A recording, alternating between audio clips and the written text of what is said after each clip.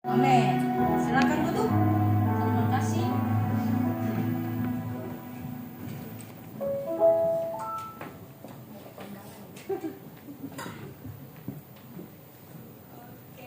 Oke.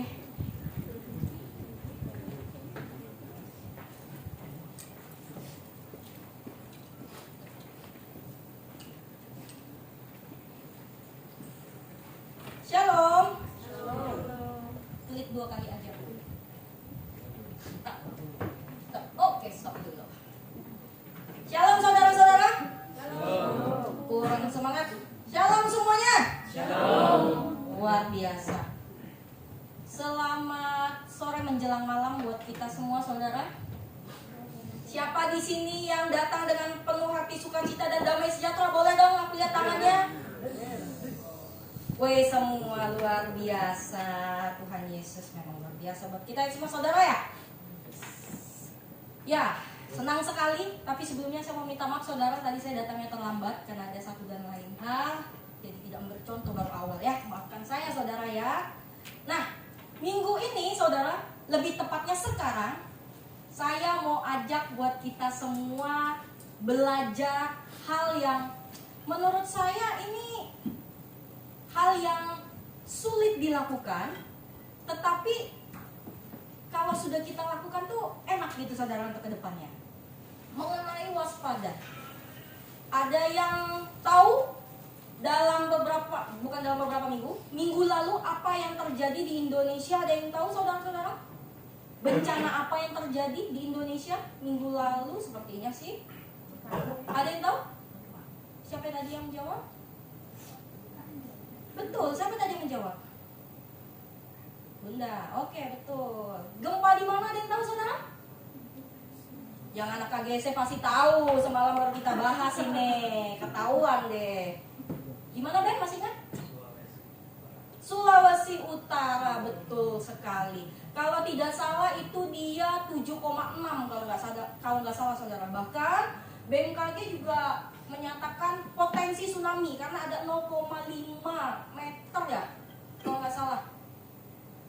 5 ya? 5 atau 0,5 sih? 5 kali ya untuk gelombangnya. Jadi sudah dinyatakan ayo untuk waspada, siap siaga, jaga-jaga. Saudara, yang mau saya tanya, menurut saudara-saudara semua, saat pihak dari Sulawesi Utara sana yang tadinya mengalami gempa, terus tiba-tiba alarm bunyi ya biasanya ya, kalau tsunami gitu kan, memperingati tsunami bisa alarm bunyi kan, yang pernah terjadi di Anyer waktu itu.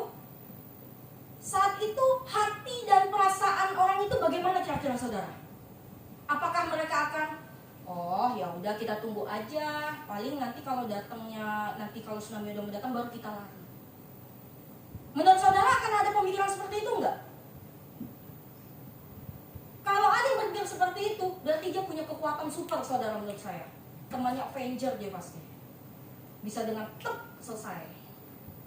Pasti dalam normalnya kita akan merasa kayak, aduh gimana ya? Ayo cari tempat yang paling tinggi, telepon saudara. Kalau perlu saudara, ada banyak yang saya lihat di TikTok, itu bahkan dia telepon keluarganya. Maafin aku ya, maafin salah-salah aku kemarin itu pernah nyakitin hati kamu, maafin semua hal ini bla bla bla bla bla. Karena apa? Karena dia merasa bahwa itu adalah saat terakhirnya, betul gak saudara? Dia jadi pasti akan melakukan hal yang terbaik. Kalau bisa tidak ada cacat celah sedikit pun. Semua hal yang pernah dia lakukan dia pasti minta maaf. Apapun hal yang menyakiti hati orang pasti dia akan datang untuk aku minta maaf. Kalau ada hal yang membuat dia tersimpan di hatinya, aku sudah ampuni. Karena apa? Karena dia mau menyiapkan dirinya, hatinya untuk yang terbaik atau untuk yang terakhir kalinya. Karena dia berpikir bahwa ya ini sudah waktunya aku akan pergi ke surga bersama Bapa. Padahal kita nggak tahu. Walaupun ternyata terombang-ambing di dalam tsunami, kalau Tuhan bilang memang jangan sentuh nyawanya, dia nggak akan mati. Mungkin dia terseretlah entah ke pantai mana lah, atau mungkin dia terapung-apung akhirnya ketemu nelayan lah. Ada aja cara Tuhan saudara. Betul? Tapi yang dia lakukan itu adalah waspada, hati-hati, siap siaga. Yuk coba kita buka dulu ininya Ben. ayatnya. Baca di depan aja saudara, nggak apa-apa. Saya mau bacanya sama-sama ya. 1, 2, 3. Amsal 4 ayat 23. Jagalah hatimu dengan segala kewaspadaan, karena dari situlah terpancar kehidupan. Saya bacakan sekali lagi.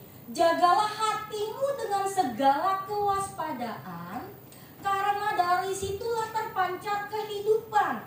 Yang dimana berarti artinya kalau kita tidak menjaga hati kita dengan secara waspada, berarti dengan kata lain kita sedang mati.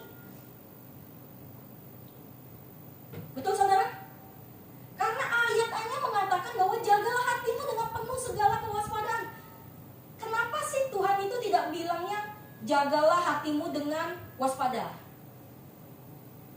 Kenapa harus ada kata dengan segala kewaspadaan? Karena normalnya manusia itu suka negosiasi. Kalau disuruh kamu waspada ya, oh iya, oke aku waspada kok, iya. Tapi sekedar, setengah hati, tidak sepenuhnya. Tapi yang Tuhan minta adalah segala kewaspadaan. Berarti dalam artinya seluruh hati kita. Kita harus waspada itu dengan segenap hati kita. Untuk apa? Bukan untuk hal yang sepele, saudara. Karena apa? Karena dari situlah terpancar kehidupan. Banyak sekali kita menyepelekan hal yang untuk kita waspadai, betul nggak? Contoh paling simpel, mau keluar dari rumah tidak pakai helm. Cuman ke Lawson kok. Cuman ke Loka sebentar kok nyebrang. Siapa yang tahu saat nyebrang ada bus truk? Kejadian hari, saya lupa hari apa, saya baru lihat tadi itu di sosmed di Bandung. Deket simpang 4 ada mobil, dia mobilnya yang mobil merah itu mobil minibus biasa, mobil Avanza kalau nggak salah. Dia jalan dari sini ada motor, 2 motor nggak pakai helm, terus dari sini ada elf datang kencang sampai terguling. Kita nggak tahu si motor ini rumahnya di mana, mungkin 500 meter, mungkin dari dia jalan. Itu kan hal simpel, kan kita hati-hati. Aku waspada kok. Kalau ada lubang nggak aku tabrak kok. Kalau ada orang nyebrang nggak aku tabrak kok. Ya iya dong. Kalau ada lubang ditabrak kamu jatuh, ya itu berarti kamu harus ke rumah sakit. Kenapa harus ke rumah sakit? Mungkin ada yang salah dengan sel-sel di dalam otaknya. Ada yang nyebrang ditabrak. Itu hal bodoh. Seringkali kita menganggap waspada itu hal yang sepele, saudara. Contoh lagi, waktu zaman saya tadi lagi cek Instagram, saudara. Nggak tahu kenapa hari ini saya itu tangan saya gatel banget.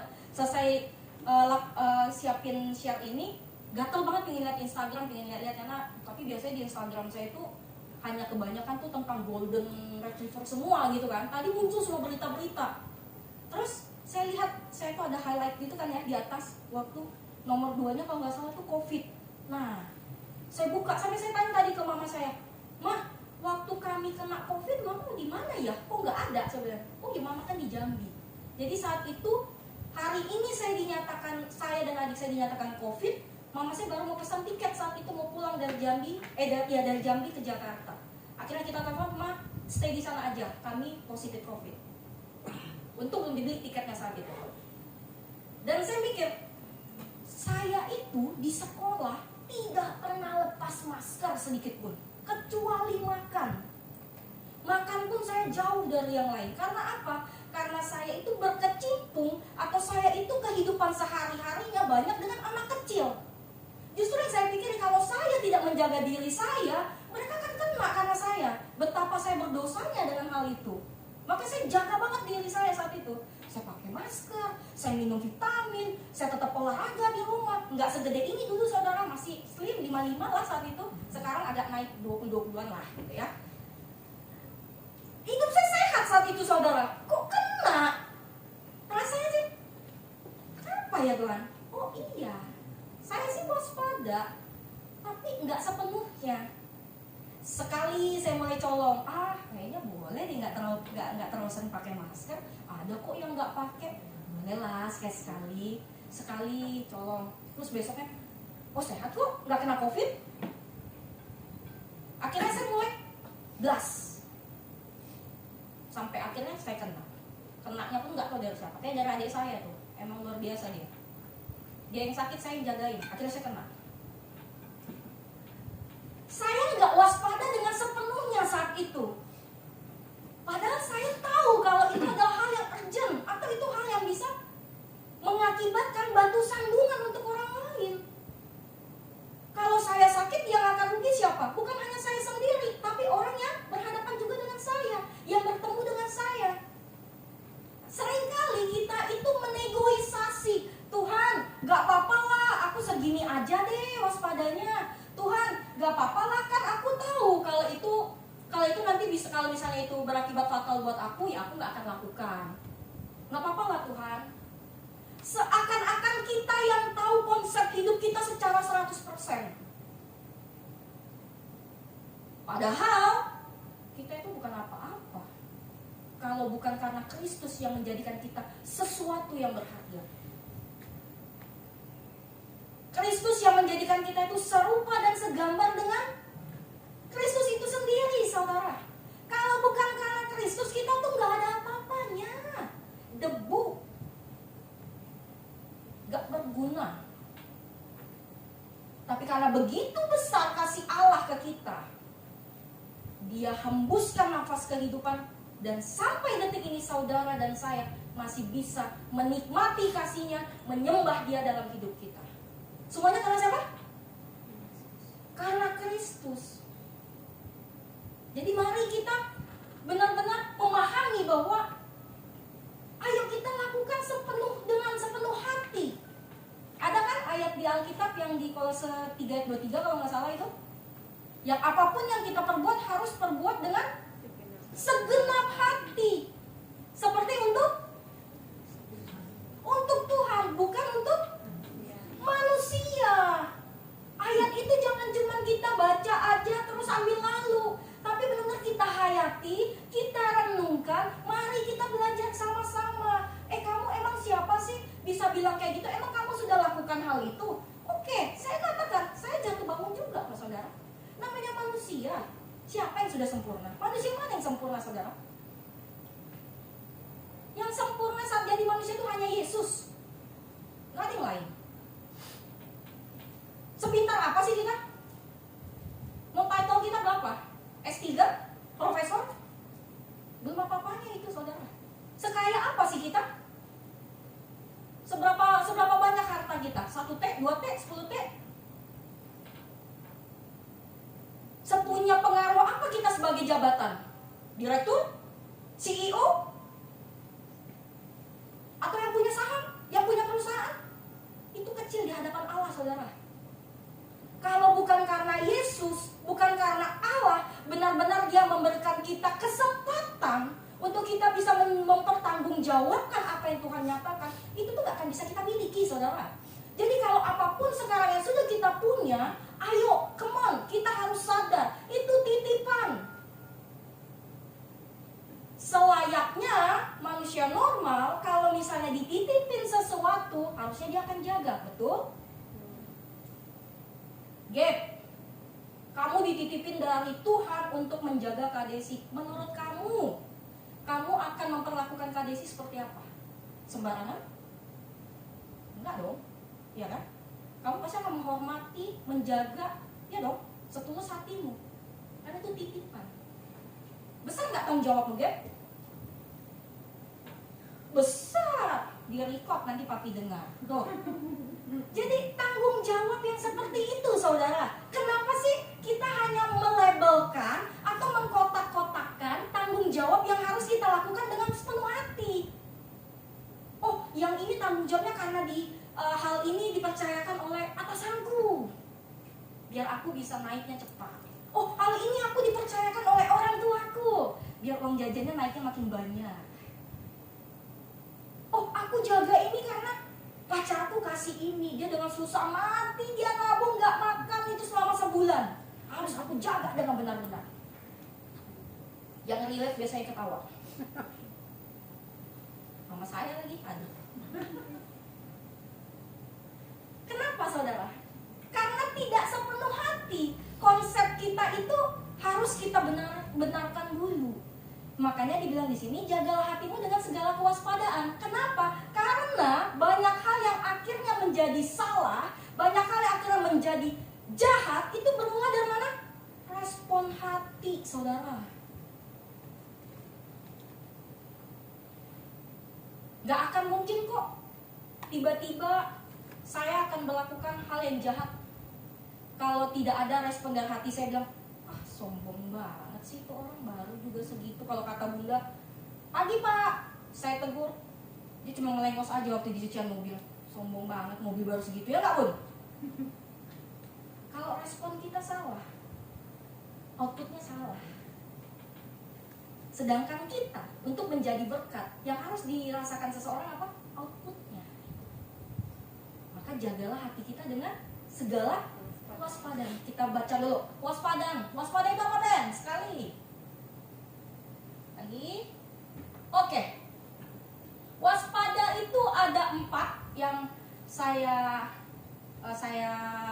simpulkan lah saudara ya. Hanya 4 kata. Ada berhati-hati, ada berjaga-jaga, ada bersiap siaga, ada memperlengkapi. Jawaban-jawaban ini saya dapat itu saat kemarin di KGC. Saya sangat terberkati sekali KGC tadi malam. Bukan berarti sebelum-sebelumnya nggak diterberkati, tidak. Ada hal yang saya tuh saat melihat teman-teman berdiskusi, memberikan mereka waktu saat lagi bicara, lagi sharing, itu hal yang ada hati yang dimana, Tuhan, kayaknya dulu kita belum sampai di level ini deh. Kayaknya dulu kita belum sampai di bagian ini waktu diskusinya. Paling cuma diam-diaman. Ditanya, ada yang mau di-sharingkan? Diam, sunyi senyap, malam kudus. Tinggal kita ambil roti, udah kita perjamuan. Sunyi senyap. Tapi kemarin tuh, pas saya sampai mau, saya sampai tuh, ya udah kamu dulu deh. Akhirnya ada Hena bilang, Kak aku deh Kak. Saya itu hal simple, dia cuma mau bilang Kak aku dulu deh Kak. Tapi buat saya itu meaningnya sangat dalam saudara. Apapun lepas motivasi dari Hena, berarti itu ada kemauan untuk dia mau memberikan diri dia sebagai berkat. Betul nggak saudara? Jangan terlalu sepelekan hal-hal yang kecil. Saya sangat ingat momen dimana waktu itu komsel di rumah Iren, saya tanya ayat apa gitu ya. Si Ben yang jawab, Lukas 10 ayat 10 atau ayat 7 kalau nggak salah tuh.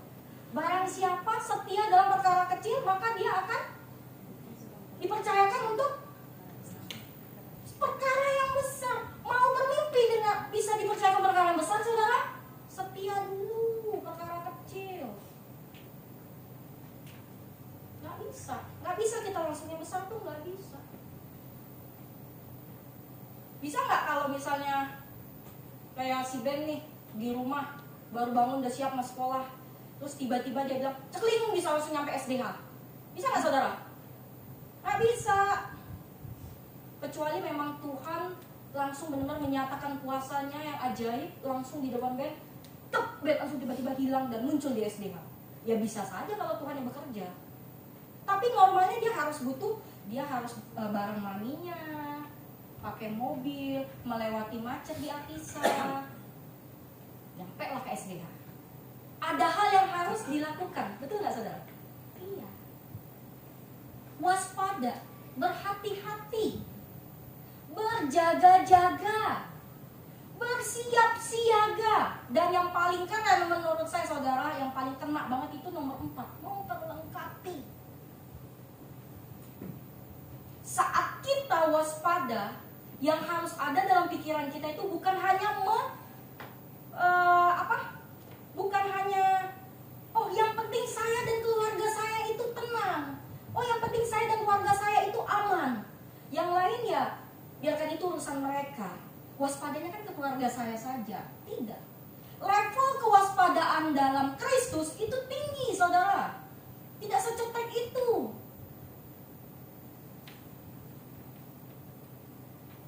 Saat kita diminta waspada dengan Allah, dengan Yesus itu sendiri, berarti di mana kita berjaga-jaga, bersiap siaga, dan memperlengkapi orang di luar sana untuk ikut juga berjaga-jaga. Masa kita mau ke surga cuma kita doang, saudara? Nggak kasihan kah sama yang lain? Banyak sekali orang di luar sana yang butuh kita. Ah, hidupku nggak benar kok. Mana bisa aku bisa menolong mereka yang di luar sana. Aku aja masih doa Senin Kemis. Aku aja masih yang apa namanya, kalau misalnya doa pagi kalau lagi mood, atau doa pagi kalau lagi alarm kebunyi. Kalau nggak, saya nggak doa. Gimana saya bisa jadi berkat buat orang di luar sana? Terus saat kita tahu diri kita seperti itu, kita harus gimana, saudara? Respon kita yang benar.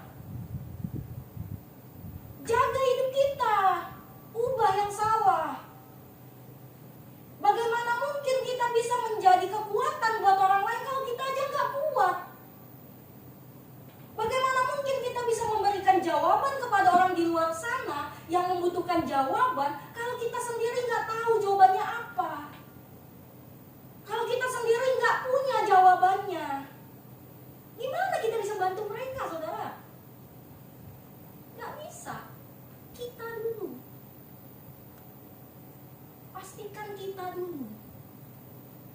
Setelah kita tahu bahwa kita sudah kuat, kita sudah berjaga-jaga dengan hidup kita sudah hati-hati dengan setiap tindakan yang akan kita lakukan, kita sudah bersiap siaga dengan hal yang ada di depan kita, mari kita ke step yang paling tinggi.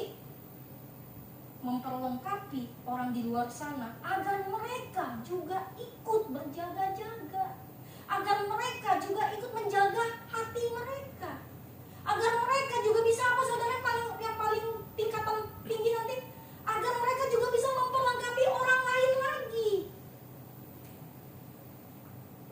Harus itu goalnya, saudara. Amin. Wah, susah banget rasanya. Iya. Dunia ini semakin hari semakin jahat dan sedang berlalu dengan isinya. Ada hal yang lagi menggemparkan di dunia, saudara tahu semua ya? 2 hal yang akhirnya sekarang damai. Betul? Ada yang tahu mengenai itu?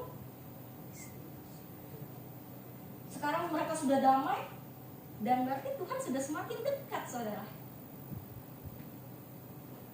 Berita baiknya Tuhan semakin dekat. Berita buruknya buat kita, buat kedagingan kita. Sudahkah kita memperlengkapi diri kita untuk memperlengkapi orang lain, untuk menyambut kedatangan Kristus yang kedua kalinya? Pertanyaan penting. Amin. Terus bagaimana, Ben? Setelah waspada? Nah, siapa yang salah baca di sini? Nastar. Dalam Ibrani, natsar, bukan nastar. Kalau nastar itu adanya 2 bulan lagi. Sabar, saudara ya. Nanti itu tutup tahun, banyak itu dia ada di hypermart, di mana-mana ada. Ini bukan nastar, tapi natsar. Artinya mengawasi dengan hati-hati. Mengawasi dengan hati-hati. Atau kewaspadaan yang aktif. Loh, berarti ada ya waspada yang pasif ya? Ada. Dia tahu bahwa dia harus berwaspada, tapi hanya sekedar dia tahu saja. Just it, sudah selesai. Seperti yang contoh tadi. Dia tahu kalau nggak pakai helm ngendarain motor itu bisa berbahaya. Ya udah, cukup tahu aja, tapi tetap dilakukan. Yang Allah mau, yang Yesus mau adalah kita mempunyai kewaspadaan yang aktif. Maksudnya apa? Ada hal yang kita lakukan, action. Kita benar-benar menghidupi. Apa sih output dari si waspada itu kita lakukan. Bukan sekedar tahu. Jangan jadikan hidup kita saat berjalan bersama Kristus itu hanya sebagai lisan. Sekedar lisan.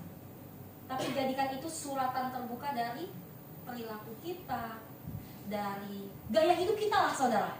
Karena dari gaya hidup itu mencangkup bagaimana cara kita memandang seseorang, bagaimana cara kita memperlakukan seseorang, bagaimana cara kita menghormati, menghargai seseorang. Itu tuh udah gaya hidup. Gaya hidup Kristus itu yang paling menonjol apa saudara? Kasih. Penuh belas kasihan. Kalau kita penuh dengan kasihan,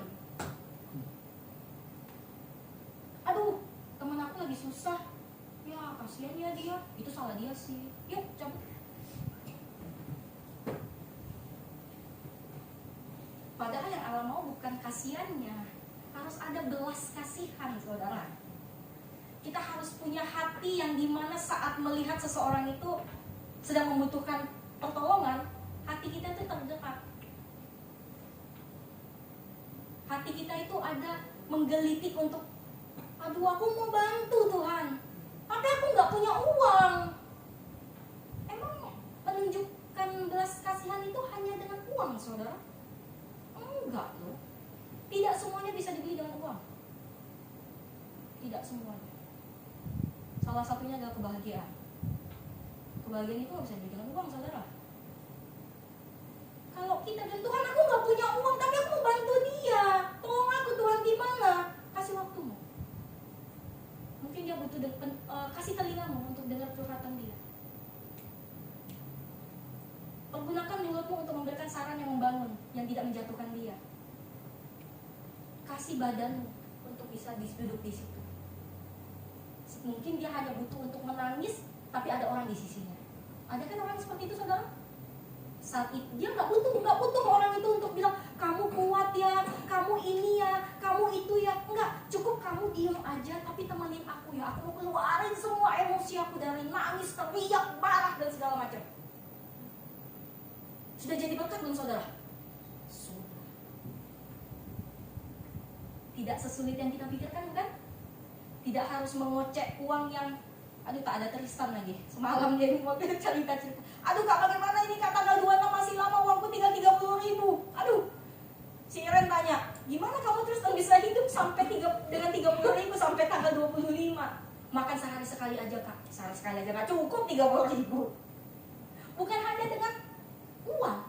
Nggak harus kita keluar uang 100.000 untuk kasih dia uang atau untuk bawa dia makan dan segala macam. Kalau memang kita belum bisa di hal itu, cari hal lain.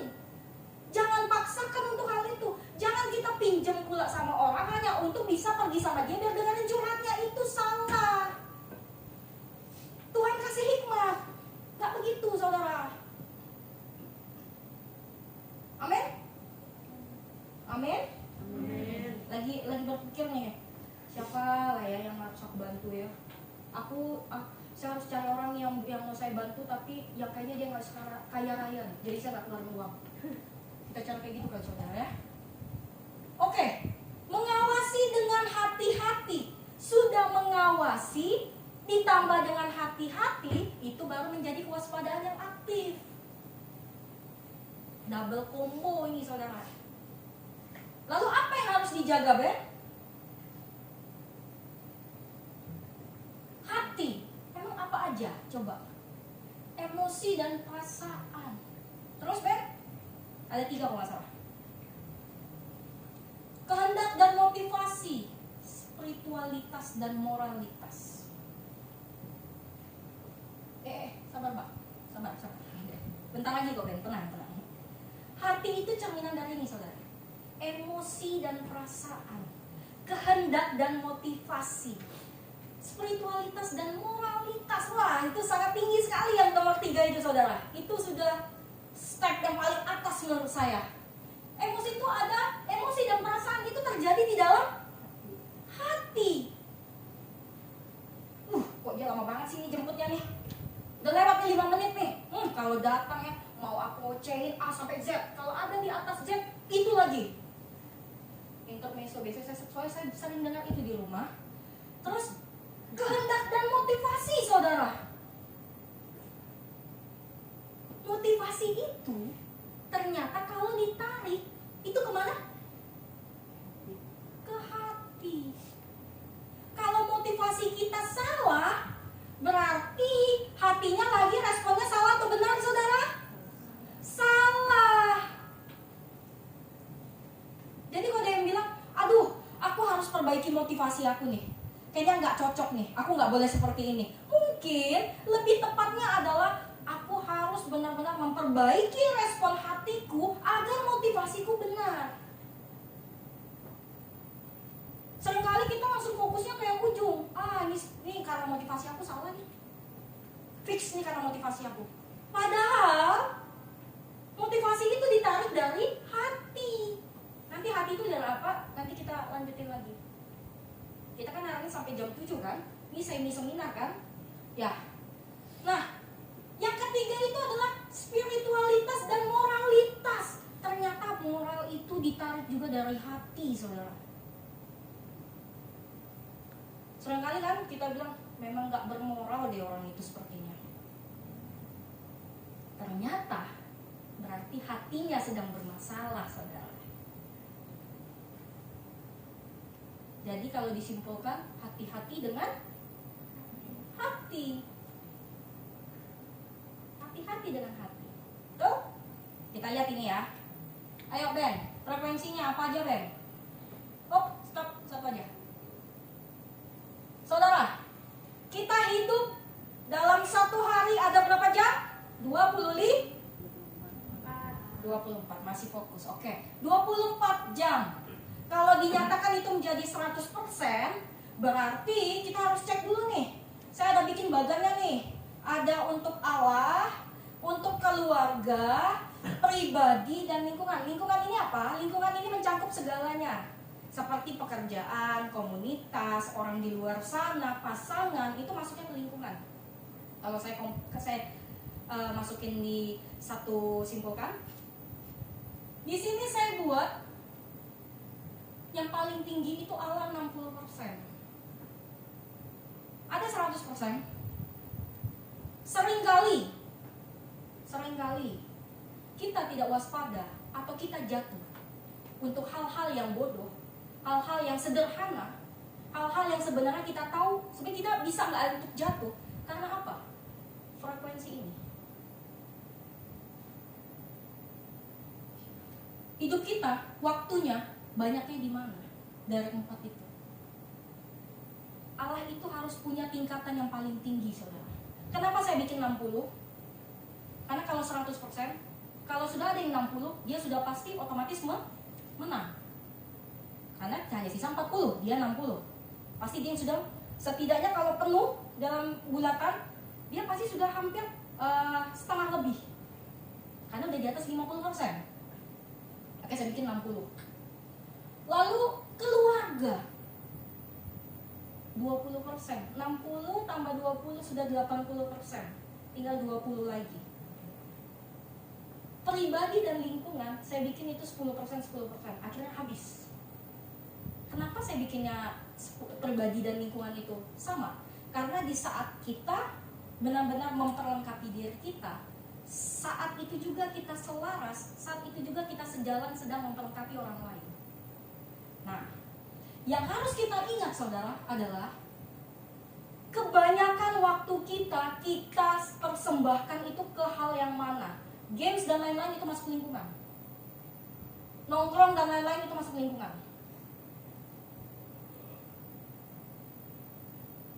Kalau kita full lebih banyak itu enggak ke Tuhan, enggak ke Allah, ya wajar kita sering jatuh di hal yang sama. Terus kita bertanya kepada Tuhan, Tuhan kok aku jatuh lagi? Kalau Tuhan bisa jawab, mungkin ya kamu ngapain aja selama ini? Satu hari ini kamu ada ngobrol nggak sama aku? Coba di sini yang punya pasangan-pasangan ini, dalam satu hari kalau misalnya chatnya nggak dibalas, gimana responnya? Biasa aja. Oke. 2 hari nggak dibalas, biasa aja, aku kan orangnya cuek kak. Oh ya oke. Seminggu nggak dibalas, hilang kabar tiba-tiba. Mungkin dia kayaknya ditelan dunia ini. Gimana perasaannya? Mungkin nggak sedingin-dinginnya atau setidak romantisnya dia menjawab, biasa aja, nggak apa-apa kok. Paling nanti di hari ke-8 dia juga akan jawab. Menurut saya normalnya enggak, saudara. Pasti itu kalau pas dia nanti balik menceritakan semuanya, hanya ada 2, lanjut atau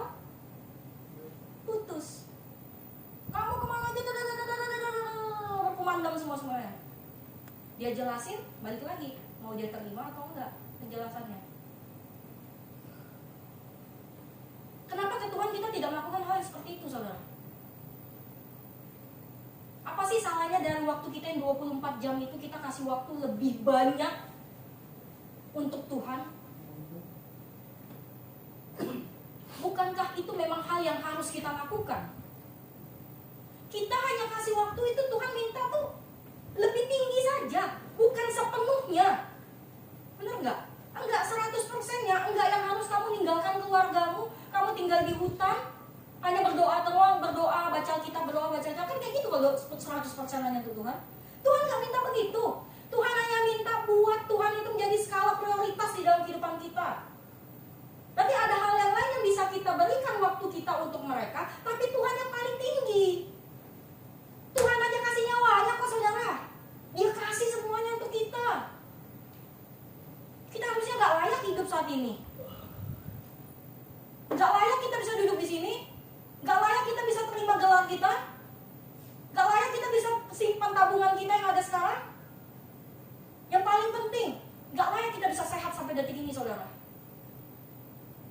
Tuhan kasih dengan cuma-cuma loh. Masa untuk minta waktu kita aja nggak bisa? Hanya menempatkan Kristus menjadi skala prioritas kita. Apakah itu menjadi kudet? Apakah itu menjadi hal yang ilfil buat orang lain? Atau buat dirimu sendiri?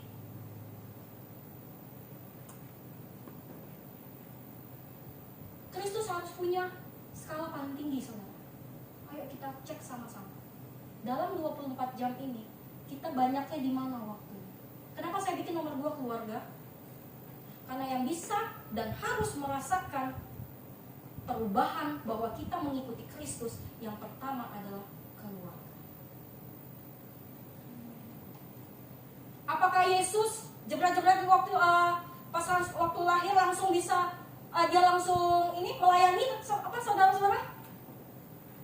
Enggak. Yesus di mana dulu? Bersama keluarganya. Siapa yang menjadi contoh teladan kita yang paling sempurna? Yesus. Yesus sudah memberikan contoh teladan yang paling sempurna. Dia menjadikan keluarganya yang merasakan kasih Bapa melalui hidupnya saat itu. Bagaimana dengan kita? Apakah dengan keberadaan kita, keluarga kita merasa, aduh, kalau bisa dia nggak usah di rumah deh. Kak, aku nggak bisa. Aku soal dari keluarga latar belakang yang tertolak. Terus jadikan itu alasan. Terus jadikan itu tameng. Bangun. Itu nggak menjadi alasan, saudara. Tuhan telah memilih engkau menjadi biji matanya. Yang artinya apa, saudara? Dia nggak lihat masa lalumu. Yang dia lihat respon hatimu sekarang seperti apa. Sehancur apa kamu dulu? Ya itu masa lalu. Jadikan itu pacuan untuk kita bisa menjadi berkat ke depannya. Amin, saudara. Pastikan kita menjadi berkat di dalam keluarga. Jangan kita ngomong terlalu besar di luar sana kita dihargai dan segala macam, tapi keluarga kita tidak bisa merasakan kasih kita. Nol itu buat saya, saudara. Karena saya belajar saat itu. Saya dari dulu pingin sekali bisa dihargai orang lain dan segala macam, tapi yang saya lakukan salah. Keluarga saya nggak ngerasain perubahan dalam hidup saya. Akhirnya apa yang saya lakukan? Yang saya dapatin sia-sia. Saya mulai lagi dari awal. Masa mau kayak gitu terus? Jangan, saudara, capek. Next back. Langkah-langkah menjaga hati dengan kewaspadaan. 1. Baca ayatnya di rumah aja ya, saudara ya, karena kalau nggak nanti kita beneran jadi seminar. Fokus pada pikiran yang benar. Seringkali kita itu tidak waspada, kita itu tidak menjaga hati kita karena kita salah fokus. Sama kayak baca Natsar tadi jadi nastar. Sering banget kita itu salah fokus, saudara. Akhirnya itu yang membuat diri kita nggak bisa untuk waspada. Terus nomor 2 apa, Ben? Kita disuruh ngapain lagi? Mengendalikan perkataan ini sangat berat, saudara.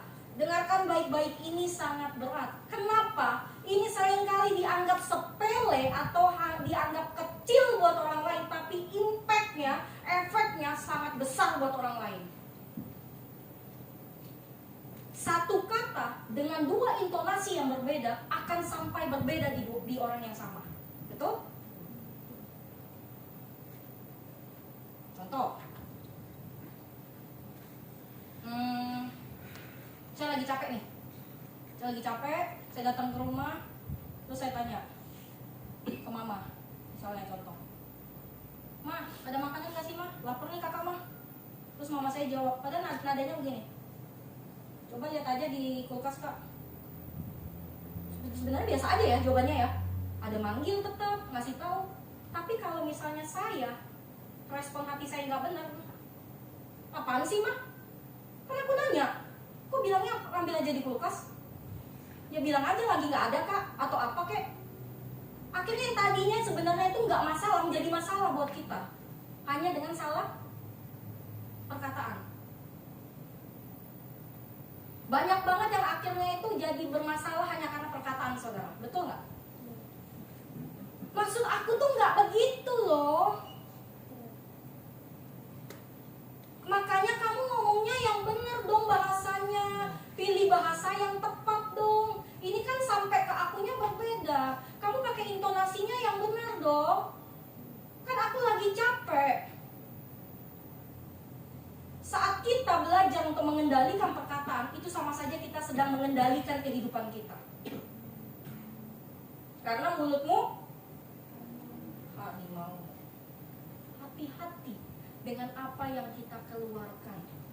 Karena secara tidak langsung itu tuh seperti cerminan bahwa kita itu hubungannya dengan Tuhan itu seperti apa. Dan yang bisa merasakan itu paling dekat itu siapa? Yang 20% tadi, saudara. Kalau Allah itu bukan lagi merasakan, dia tahu. Keluarga. Setelah itu apa lagi, Ben? Setelah kita mengendalikan perkataan, gimana cara kita untuk menjaga hati? Berdoa dan mengucap syukur. Sudah mengucap syukurkah kita hari ini, saudara? Sudah? Ucapan syukur yang paling sederhana apa yang bisa kita panjatkan ke Tuhan? Terima kasih Tuhan, amin. Kita tutup ya. Masih bisa hidup sampai detik ini, saudara. Itu hal yang paling besar. Banyak orang di luar sana, mereka gak bisa bangkit, gak bisa bangun karena kakinya yang mungkin patah, ada saraf yang gimana. Kita masih bisa duduk, bisa makan, bisa pergi, bisa jalan-jalan, bisa kerja. Jangan lupa ucapan syukur. Ucapan syukur sama seperti nafas kita, saudara. Berhenti kita mengucap syukur kepada Allah, matilah kita saat itu. Next apa, Ben? Mengelola emosi. Ini masalah banget buat saya, saudara. Saya itu orangnya cepat cetas, tapi cepat turunnya. Jadi saya selalu, apa sih? Tapi saya diam lagi. Aduh, maafin aku ya. Aku salah tadi. Harusnya aku nggak kayak gitu. Saya cepet banget naik, saudara, orangnya. Mungkin efek makan daging kali ya. Makanya ini juga melebar, nggak meninggi. Jadi emosinya bukan melebar, meninggi gitu. Mengelola emosi. Bagaimana kita bisa menjaga hati kalau emosi aja nggak bisa kita jaga? Kenapa? Karena emosi dan perasaan itu berasal dari hati. Makanya harus hati-hati dengan hati. Setelah mengelola emosi, apa lagi, Ben? Membangun hubungan yang sehat. Sudahkah kita membangun hubungan yang sehat, saudara, dalam kehidupan kita? Bukan hanya dengan Kristus. Kalau Kristus itu hal yang wajib. Dengan pasangan, keluarga, kakak, adik, suami, istri, anak, tetangga, betul. Orang lain, dengan siapapun, saudara, bangun hubungan yang sehat. Kenapa? Karena Allah kita juga Allah yang sehat. Dia memberikan contoh membangun hubungan kepada kita dengan cara yang sehat. Jadi kita harus punya bangun hubungan yang sehat. Hubungan yang sehat itu adalah hubungan yang diberkati oleh Kristus. Amin. Jadi pastikan yang lagi menjalin hubungan apapun, pekerjaan jangan korupsi, Hubungan dalam pertemanan jangan ngegosip. Hubungan dengan orang tua jangan melawan. Hubungan dengan anak hargai. Apa aja, semua hubungan. Jalin itu dengan sehat. Pasti Tuhan berkati. Amin. Next friend. Kayaknya satu lagi kayaknya, Ben. Nah, mengandalkan hikmat dari Tuhan, ini yang saya bilang tadi saudara. Kita semua itu telah diberikan hikmat sama Tuhan. Ya, jangan pernah kita bilang aku nggak punya hikmat. Jangan pernah terlontar seperti itu. Tuhan itu telah berikan hikmat kepada kita semua. Terkadang kita yang merasa bahwa bukan deh kayaknya, aku nggak cocok dia terima hikmat Tuhan. Kitanya nggak peka. Salah satu cara kita bisa menjaga hati kita dengan memakai hikmat dari Tuhan. Untuk apa? Untuk menghadapi segala hal yang ada di depan kita. Ayo jalani dengan hikmat Allah. Artinya apa? Hikmat itu kan firman Tuhan itu sendiri, betul saudara? Berarti kita harus menjalani dengan firman Tuhan. Amin? Terus setelah ini apa, Ben? Goalnya kita untuk menjaga hati itu buat apa sih, Ben? Sekali lagi. Oh, ternyata kita itu disuruh menjaga hati dengan segala kewaspadaan untuk apa? Untuk bersiap siaga dengan membantu memperlengkapi orang lain. Jadi nggak hanya untuk sekadar kita untuk waspada saja, tidak. Bukan mewaspadai untuk menjaga keluarga dan diri bisnis kita saja, tidak. Perlengkapi orang lain. Karena waspada dalam Kristus itu standarnya sangat tinggi, nggak cetek. Jadi kalau kita sekarang udah di step yang kita sudah tough, kita udah kuat, yuk step selanjutnya, perlengkapi orang lain. Karena hanya itulah goal yang paling tinggi dari semuanya. Amin saudara. Jangan lupa tahun ini tentang apa? Artinya apa, Gap? Bahasa Sunda saya nggak paham nih, Gap. Nih, the year ini apa? Off mati kali ya? The year of apa? Persiapan. Tahun persiapan. Masih mau lanjut atau sudah saudara? Bisa aja. Kita selesai aja, Ben. Selesai. Simpulan. Kasihan apa? Kesimpulannya, waspadalah menjaga hati dengan apa saudara? Dia jangan dipencet ya, Ben. Sengaja tuh. Aku buat begitu. Kenapa dia itu kayak apa saudara? Apa? Apa tadi? Jantung. Apa Kak Jus? Apa tadi? Itu menggelitik buat telinga saya. Apa tadi? Apa tadi? Jantung ya. Oh, jantung. Oke. Tadi kali menggelitik salah itu bukan salah. Tapi tadi hal yang lucu buat saya tuh. Waspadanya menjaga hati dengan hati. Dia jantung saudara. Artinya kalau jantung ini berhenti, berarti kita gimana? Mati. Berarti kalau kita berhenti untuk waspada dengan segala hal, berarti sama saja kita dengan mematikan kehidupan kita dengan secara sadar. Garis bawahi. Dengan secara sadar. Saya kemarin kasih tahu di anak KGC, 5 menit lagi saudara, pas jam 6 kita selesai. Saya kasih tahu anak KGC, kalau kita stop melakukan perbuatan baik, sama saja kita men-stop nyawa kita. Karena perbuatan baik itu hanya ada di dalam Allah. Kalau kita tidak mentuhankan Allah sebagai kehidupan kita, berarti yang jadi Tuhan kita siapa? Iblis. Iblis itu ujungnya apa? Maut. Maut itu sama aja dengan kematian.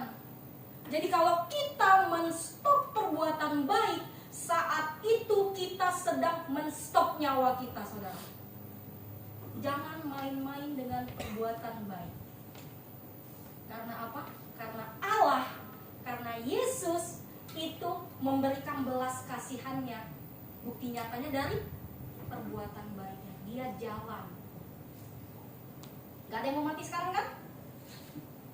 Gak ada dong, normalnya pasti gak ada. Berarti jangan pernah stop melakukan perbuatan baik.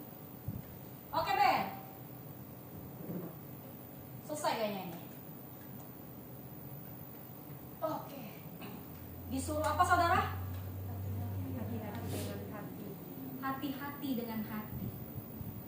Sedikit aja salah respon hati kita, efeknya sangat besar di luar sana buat kita dan buat orang lain. Siapa di sini yang mau benar-benar menyerahkan hidupnya kepada Allah, benar-benar dia mau menjaga hidupnya, menjaga hatinya dengan penuh segala kewaspadaan, biar dia bisa menjadi berkat buat orang lain? Boleh saya lihat tangannya? Oke, boleh turunkan. Tuhan Yesus melihat, Tuhan Yesus yang akan memproses kita sama-sama, dan Tuhan Yesus juga yang akan memimpin kita, menjaga hati kita, dan mengelola semuanya. Amin saudara? Oke, Tuhan Yesus menyertai. Mari kita tundukkan kepala, kita berdoa. Bapa kami yang di surga, terima kasih Tuhan untuk sore hari ini setiap firman yang telah Kau nyatakan bagi kami Tuhan, biarlah itu menjadi pegangan kami Tuhan untuk kehidupan kami selanjutnya yang bergantung hanya kepadamu. Kami bisa belajar untuk waspada menjaga hati kami, karena kami tahu saat kami menjaga hati kami telah menjaga kehidupan kami. Biarlah Tuhan ajarkan kami untuk selalu waspada menjaga hati kami dengan hatinya Allah. Terima kasih Bapa, jika hamba sudah berhenti di saat ini, tapi hamba percaya Roh Kudus yang selalu beracara dalam kehidupan kami semua sampai nanti Kau datang yang kedua kalinya. Di dalam nama Tuhan Yesus kami telah berdoa dan mengucapkan syukur. Haleluya. Amin. Terima kasih saudara-saudara, selamat sore. Haleluya. Kita semua diberkati, amin. Kalau kata Bang Nabi, waspada. Waspada. Baik, saya undang kita semua untuk bangkit berdiri. Kita akan sama-sama menyatakan pengakuan iman kita melalui pengakuan iman Rasul. Aku percaya kepada Allah, Bapa yang Maha Kuasa, Khalik langit dan bumi, dan kepada Yesus Kristus, anaknya yang tunggal Tuhan kita, yang dikandung dari Roh Kudus, lahir dari anak darah Maria, yang menderita sengsara di bawah pemerintahan Pontius Pilatus, disalibkan, mati dan dikuburkan, turut dari kerajaan maut, pada hari yang ketiga bangkit pula dari antara orang mati, naik ke sorga, duduk di sebelah kanan Allah Bapa yang Maha Kuasa, dan dari sana Dia akan datang untuk menghakimi orang yang hidup dan yang mati. Aku percaya kepada Roh Kudus, gereja yang kudus dan am, persekutuan orang kudus, pengampunan dosa, kebangkitan tubuh,